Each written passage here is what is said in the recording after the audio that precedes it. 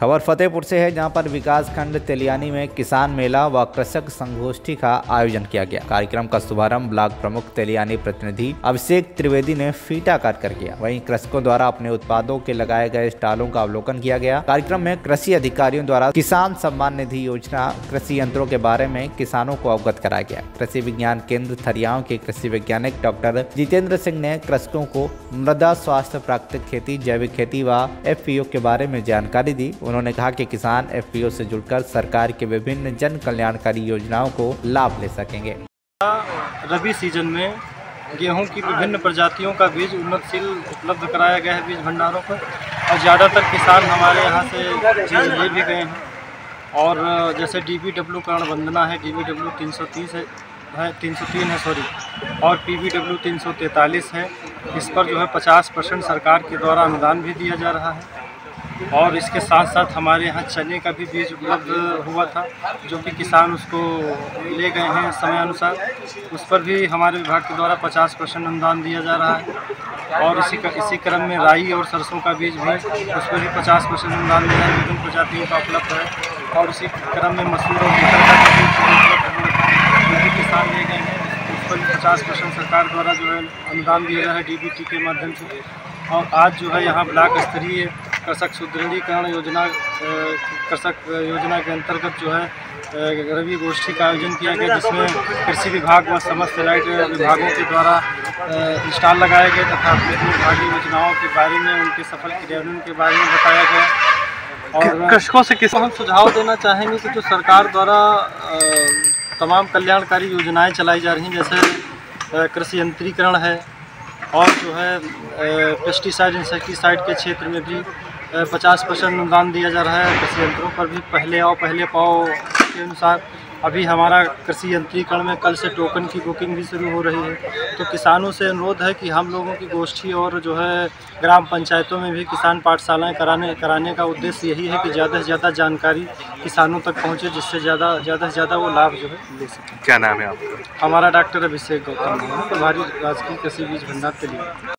इसमें हमारे जो ग्राम पंचायत स्तर पे कर्मचारी हैं, जो हमारे प्रावधानिक सहायक हैं, इनकी ड्यूटी लगाई गई है कि हर ग्राम पंचायत में जाएंगे और इनको PM किसान सम्मान निधि की सूची दी गई है। उन किसानों की भी सूची दी गई जिनको पैसा मिल रहा है, और उन किसानों की भी सूची दी गई जिनमें कोई समस्या है कि उनको आप ढूंढिए, सर्च करिए और उनकी समस्या जो भी है उनका तुरंत वहीं पे समाधान करिए। ये PM किसान सम्मान निधि के लिए है। दूसरी चीज़, हमारे यहाँ सॉइल सैंपलिंग का भी चल रहा है, तो जितने भी कर्मचारी वहाँ पे जो इंटरेस्टेड किसान हैं, जिनको अपने मिट्टी का जांच कराना, वहाँ पे तुरंत उनकी मिट्टी का सैंपल लिया जा रहा है और उस सैंपल को भेज के जांच भी करवाया जा रहा है हमारे जो जिला स्तरीय लैब है वहाँ से। तीसरी चीज़, प्राकृतिक खेती के बारे में किसानों को जागरूक किया जा रहा है, जो आज की सबसे बड़ी डिमांड है। इस पर एक नई योजना भी शुरू की गई है, national mission on organic farming, जिसके तहत किसानों को हम प्रोत्साहन राशि भी देते हैं। और जो हमारे गंगा के किनारे 10 किलोमीटर के अंदर जो भी गांव आते हैं, उनमें क्लस्टर भी बनवाया गया है और उन किसानों को प्रोत्साहन राशि देते हैं और तकनीक देते हैं। और उनके प्रोडक्ट की बिक्री के लिए हमारे जनपद में 2 जगह पे, जैसे आप यहाँ प्रेक्षागृह के सामने देखेंगे, भृगु ऑर्गेनिक सेंटर है, जहाँ पे आपको जैविक प्रोड्यूस मिलेगा। और दूसरा एक चौडगरा पे भी है भृगु ऑर्गेनिक सेंटर, जहाँ से भी आप जैविक प्रोड्यूस खरीद सकते हैं। तो किसानों को जैविक प्रोड्यूस को बेचने की भी सुविधा दे रहे हैं और उनको जैविक खेती करने के लिए हम प्रोत्साहन राशि भी दे रहे हैं और तकनीक भी साथ में दे रहे हैं। जनपद की किसानों से मुझे यही अपील है कि अभी कल से हमारे विभाग में छोटे छोटे जो कृषि यंत्र हैं और जो बड़े बड़े कृषि यंत्र हैं, उनकी बुकिंग शुरू है। तो सभी किसानों से अपील है कि आप upagriculture.com पे जाएं और वहां से यंत्रों की बुकिंग करें। और कई बार ऐसा होता है कि अनभिज्ञता के कारण लोग बुक नहीं कर पाते हैं। ये पारदर्शी प्रक्रिया उनको दी गई है कि आप अपने घर से ही मोबाइल से यंत्रों को बुक करें और इसका लाभ प्राप्त करें। 2-3 साल डालिए। भारत और चाहे सब्जी हो, भारत के लिए चाहे गेहूँ हो, चना हो, जो भी चीज बोइए कोई भी कीड़ा नहीं लगेगा। सब्जी के लिए तो महिला किसान है, उसमें सब्जी का कीड़ा ही नहीं लगेगा। जब सब्जी आप बोएंगे लगाना, जब 2-3 साल ऐसा करेंगे। महिलाओं को प्राकृतिक खेती में आगे बढ़ना है। तो यही बात मैंने कहा था कि आपको 4-5 पेड़ दूंगा और मैं अपनी बात समाप्त करता हूँ। आपको बहुत धन्यवाद। लिया है तो महिलाएं आगे आएंगी तो वो प्राकृतिक खेती के द्वारा जो है मोटे अनाजों का उत्पादन करेंगी।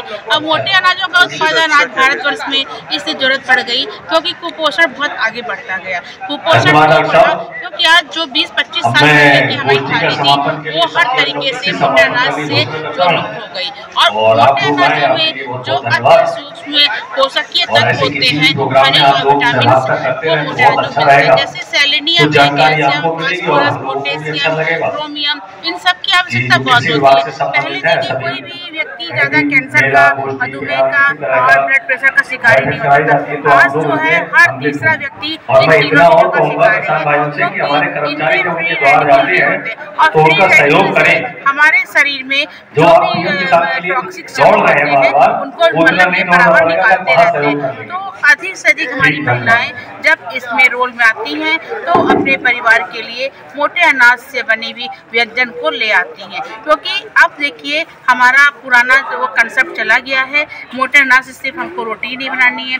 मोटे अनाज के द्वारा हमारा कृषि विज्ञान केंद्र महिलाओं को आगे लेके आता है, व्यंजन प्रतियोगिता कराते हैं जिसमें जैसे कि बाजरा है, बाजरे से केवल रोटी बनती थी पहले, आज बाजरे का लड्डू, बाजरे का ढोकला, बाजरे की इडली, बाजरे का डोसा, बाजरे का उत्पम, बाजरे की खीर, बहुत सारी चीज़ें ऐसी जो हम बाजरे से बना सकते हैं। उसी प्रकार से रागी से हम हर तरह की चीज़ों को बना सकते हैं जो कि हम चावल और दाल से बनाते हैं। जैसे डोसा, इडली रागी का बनाइए और उसमें रागी में सबसे अधिक कैल्शियम की प्रचुर मात्रा होती है जो कि हमारे पूरे परिवार के लिए बहुत आवश्यक होती है। महिलाएं इस क्षेत्र में काफ़ी अधिक काम कर रही हैं और उनकी भूमिका विकसित करने में, जब भारत विकसित होगा, जब हमारा पोषण अच्छा होगा तभी विकसित होगा। क्योंकि विकसित होने के लिए शरीर में पोषक तत्व की आवश्यकता जरूरी है जिससे कि अधिक से अधिक अपने उत्पादन को बढ़ा सके, अधिक से अधिक अपना शारीरिक श्रम दे सके।